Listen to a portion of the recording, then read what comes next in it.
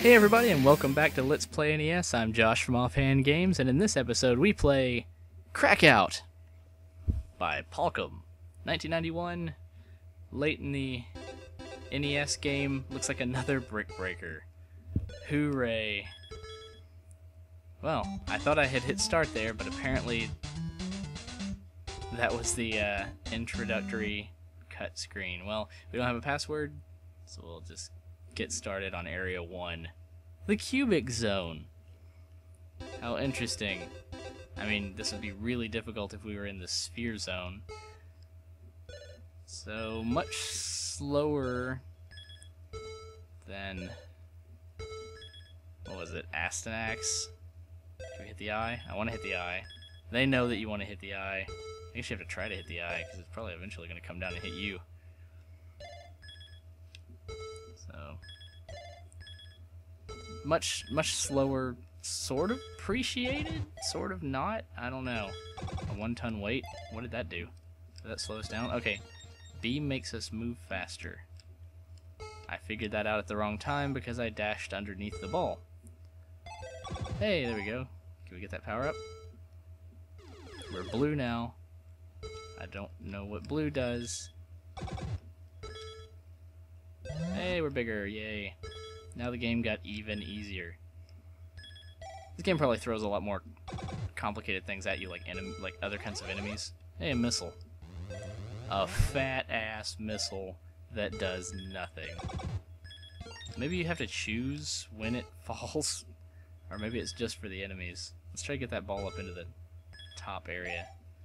Well, that was a glitchy corner hit. That kind of bugs me a little bit because this thing is made... I have no idea what just happened. You know, this game is all about breaking things. Hit detection is like the #1 thing you should work on. If you hit something from a corner and it takes out 2 blocks, that's just weird. Maybe they consider it to be a bonus. Couldn't get that power up because I had to go after the ball. Such is life in Crackout. Let's get this goofy little squeezy guy here. Which, you know, it looked like I would have hit him a minute ago. The shadows throw you off a little bit. They're like way too far down and to the left for no reason, and they're not transparent at all, so I don't see any reason to have them specifically. Let's try to hit him with a fat... oh, never mind. Just launch it. Okay, if you hit A again, it just goes down. Maybe it would take out some bricks if I used it appropriately next time. I have another one. Okay, here we go. Take out that... oh, damn it. That didn't do me any good. At least let me take out the metal ones or something. Oh, and I got a power up before the missile landed. Great. Just hit it. Hit the damn brick. There. Move on to the next cube zone area. And turn back into a paddle. Just go up and fly over all this. I guess we have to try to get it in there. Close, and we will never get that close again. Oh, how about that shit? Well, now what are our chances of it actually going down in there and breaking all of those? What are our chances of defending ourselves against these enemies while we're waiting for that to go wherever the hell it's gonna go? This game's alright. I mean, it's kind of wonky. Like I said, the hit detection really kind of messes it up for me. That takes it away from being all that fun. Oh, that was nice of it not to bounce the ball back. Kind of pleased at that glitch because it meant that I didn't have to wait on that stage for forever. Now let's fight Godzooky here. That really is just Godzooky. Oh, come on. Hit him. Now he's just worried.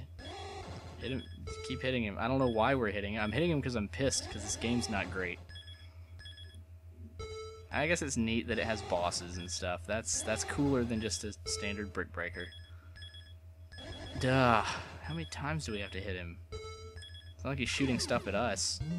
If he's not going to shoot stuff at us, we should only have to hit him like 3 times.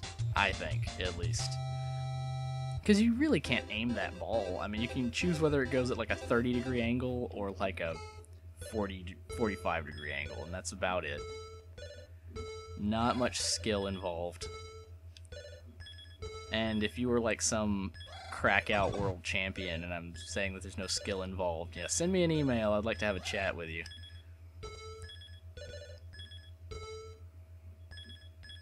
Alright, let's get these balls here.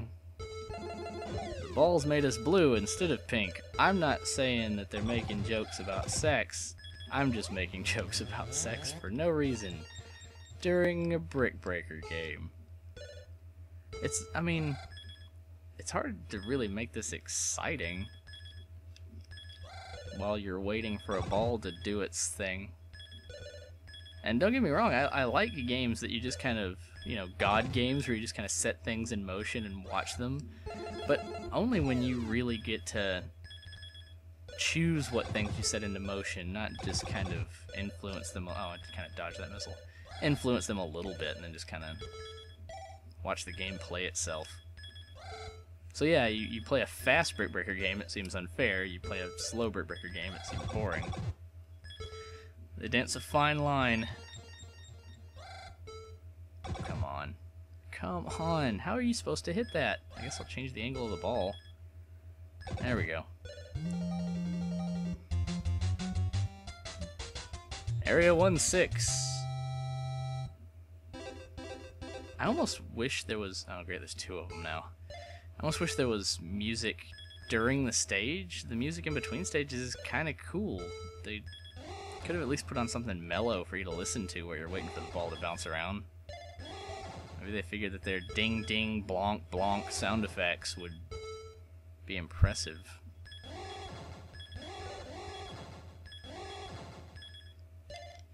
Sigh. Alright. Turn blue guy pink, turn green guy blue. The stage in itself is just going to take forever, like trying to hit that guy at the top.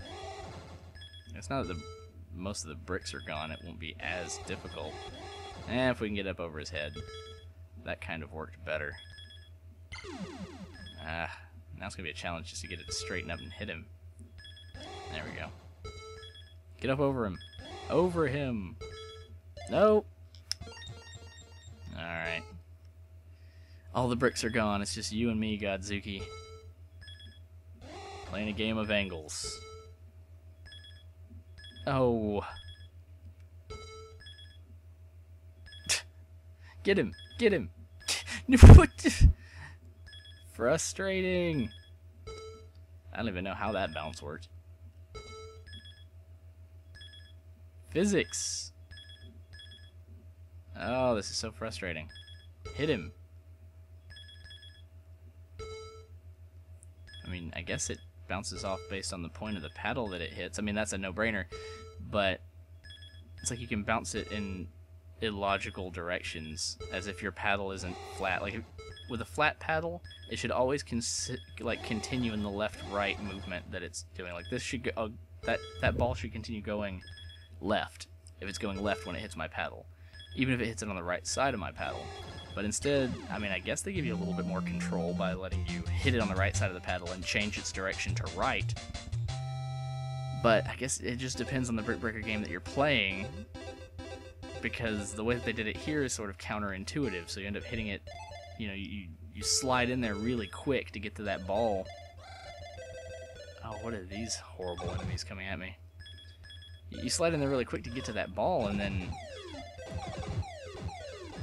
we can make the ball shoot. That's kind of neat. And then you hit it with the wrong side of your paddle. You know, you can't aim and play a game of, like, you know, get there in the nick of time at the same time. You can only carefully plan your shots if you're well beneath the ball on time. I think I'm just about done with Crackout. I wanted to make some sort of joke about it being on crack, but I can't do that in good conscience. It's not that bad,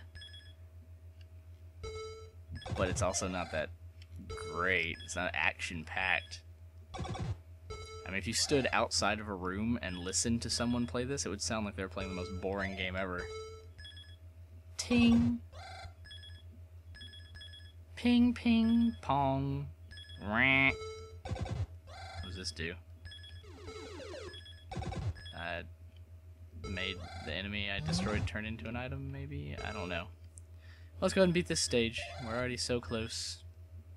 Get that brick. Get the brick! What's the point of having enemies if they're just gonna kind of go back up to the top again? Yeah. Alright. Well, that's Crackout. As always, thanks for watching Let's Play NES, and I'll see you next time.